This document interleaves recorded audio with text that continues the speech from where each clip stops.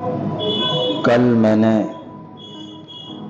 ध्यान के संबंध में कि ध्यान को कैसे साधा जाए इसके संबंध में कुछ बातें मैंने कही। पहली तो बात, होश के लिए या ध्यान के लिए पहला चरण है अपने शरीर के प्रति बहुत होश रख। और मैंने दूसरी बात कही कि अपनी भाव भंगिमाओं हर गति के प्रति होशपूर्ण हो जाना। फिर मैंने कहा कि अपने विचारों के प्रति होशपूर्ण हो जाना शुरू करें। तो ये मैंने दो बातें ध्यान के संबंध में कही। इससे भी एक सूक्ष्मतम तल है और जो सबसे ज्यादा कठिन भी है, लेकिन यदि तुम विचारों के प्रति होशपूर्ण हो गए तब यह केवल एक कदम आगे है। कुछ ज्यादा गहन होश की आवश्यकता है और तुम अपने भाव और अनुभूतियों को प्रतिबिंबित करने लगते हो।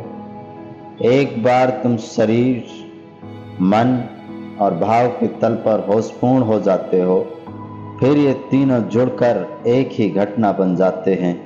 जब ये तीन एक साथ हो जाते हैं, एक साथ क्रियाशील और निनादित हो उठते हैं, तब तुम इन तीनों का संगीत अनुभव कर सकते हो। वे तीनों एक ऑर्केस्ट्रा बन जाते हैं। तब चौथा चरण तुरीय घटता है, उसे तुम कर नहीं सकते। चौथा अपने आप से घटता है। यह अस्तित्व से आया उपहार है। जो प्रथम तीन चरणों को साध लेगा, उन्हें मिला हुआ एक पुरस्कार है। चौथा चरण होश का परम शिखर है, जो व्यक्ति को जागृत बना देता है। व्यक्ति अपने होश के प्रति जागरूक हो जाता है। यह है चौथा चरण। व्यक्ति बुद्ध हो जाता है, जाग जाता है, और उस जागरण में ही अनुभूति होती है कि परम आनंद क्या है।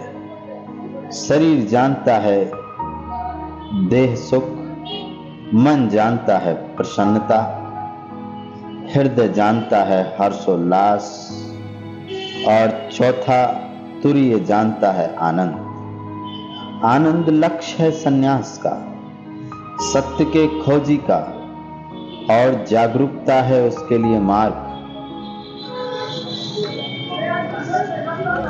ध्यान है समय के पार हो जाना। समय मन है। समय बनता है भूत और भविष्य से। इसके पास वर्तमान का कोई अनुभव नहीं है। यह समझा जाता रहा है कि समय के तीन काल होते हैं, भूत, वर्तमान और भविष्य। मैं इससे सहमत नहीं। मेरा स्वयं का अनुभव एकदम अलग है। समय के मात्र दो काल होते हैं, भूत और भविष्य। वर्तमान समय का हिस्सा नहीं। वर्तमान अनंत का हिस्सा है। यह पूरी तरह अलग है।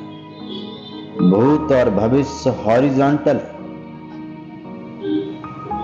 सीधी रेखा में गति करते हैं, जबकि वर्तमान वर्टिकल है, ऊपर की ओर जाता है। मन सीधी रेखा में गति करता है, जबकि ध्यान एक वर्टिकल घटना है। जब तुम भूत और भविष्य से बाहर आ जाते हो, एकाएक तुम वर्तमान में प्रवेश करते हो, और वह समय के पार है। यह धार्मिकता की, सत्य की, ये जो है उसकी शुरुआत है। ध्यान का पूरा विज्ञान यह है कि तुम्हें भूत और भविष्य मुक्ति दिलाने में सहायक हो, और वास्तव में यह कोई कठिन कार्य नहीं है, क्योंकि भूत अब है ही नहीं और भविष्य भी आया नहीं। इस प्रकार तुम्हें केवल उन्हीं चीजों से मुक्ति पानी है जो अभी आई नहीं है। यह कोई बहुत कठिन कार्य नहीं है, और तुम उन चीजों से मुक्ति पा रहे हो जो अब है ही नहीं। वह भी कोई बहुत कठिन कार्य नहीं, और तुम वहां प्रवेश कर रहे हो जो है और जो सदा से है। इस प्रकार ध्यान सरल है, बस ठीक ठीक समझ की जरूरत है। लेकिन ध्यान के नाम पर पूरी दुनिया में इतनी अधिक मूर्ताएं चल रही हैं कि लोग भ्रमित हो गए। ध्यान वास्तव में क्या है? लोग मंत्र जाप कर रहे हैं, विशेष अनुष्ठान कर रहे हैं, पूजा पाठ कर रहे हैं,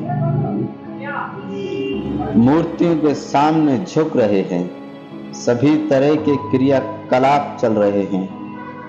तिब्बती बौद्ध पूरे दिन कुछ न कुछ कर रहे हैं, जमीन पर लेटकर अपने सिर से जमीन छू रहे हैं, और जितना अधिक तुम ऐसा करते हो उतने अधिक ध्यानी समझे जाते हो। ऐसे लोग हैं जो इसे दिन में 1000 बार करते हैं, 2000 बार करते हैं, 3000 बार करते हैं। जितनी बड़ी संख्या तुम उतने बड़े।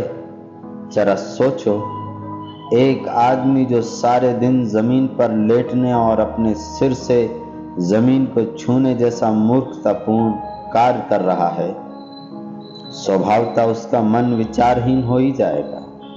लेकिन यह ध्यान नहीं है, यह मन के नीचे गिरना है, मन के पार जाना नहीं हुआ। वह मूढ़ हो जाएगा, पागल हो जाएगा, लेकिन वह बुद्ध नहीं हो सकता। वह बहुत हट्टा कट्टा हो जाएगा, क्योंकि पूरे दिन भर इसे लगातार करते रहना एक अच्छा व्यायाम है। वह एक अच्छे स्वास्थ्य का आनंद ले सकता है, लेकिन वह पूरे भ्रम में है। अगर वह सोचता है कि वह जान गया है कि ध्यान क्या है। लोग हैं जो लगातार मंत्र जाप कर रहे हैं, वे यांत्रिक हो जाते हैं। वे मंत्र जाप करते रहते हैं और विचार भी चलते रहते हैं। मन तमाम तरह के कार्य करने में सक्षम है, तुम्हें बस उसकी कला सीखनी होगी, बस कला सीख लेनी है। ऐसा करके देखो, तुम कोई नाम जप कर सकते हो और कुछ दिन के बाद तुम गिनना शुरू करो, 1 2 3 4, 1 2 3 4। फिर नाम जप करो, फिर 1 2 3 4, और दोनों साथ साथ उच्चारित होने लगेंगे। तुम दोनों साथ साथ पाओगे। नाम जप और 1 2 3 4, और तब पास से एक औरत गुजरती है और तुम गिनना भूल जाते हो, और वह भी तुम्हारे मन में प्रविष्ट हो जाती है, और तुम अपने से लड़ने लगते हो। तुम्हें लगता है कि यह ठीक नहीं है। मन बहुत सारे काम एक साथ करने की क्षमता रखता है, इसलिए केवल मंत्र उच्चारित करने से छुटकारा नहीं हो सकता।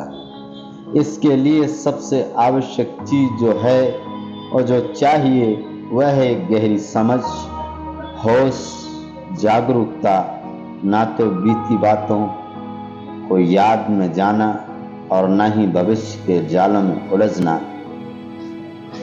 धीरे धीरे तुम वर्तमान में स्थिर होने लगते हो।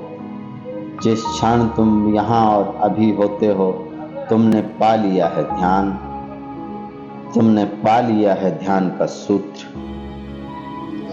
तो जितनी बातें मेरी प्रेम और शांति से सुनी, उसके लिए मैं बहुत कृतज्ञ हूँ। और मेरे ध्यान के संबंध में जितनी भी वीडियो आप तक उपलब्ध हुई हैं, उन्हें कृपया एक से सुने और ध्यान की यात्रा को शुरू करें। मेरा निश्चित ही दावा है, मेरा विश्वास है कि आप अपने जीवन में एक नई क्रांति को पैदा कर सकेंगे। आज के लिए इतना ही। बहुत बहुत धन्यवाद।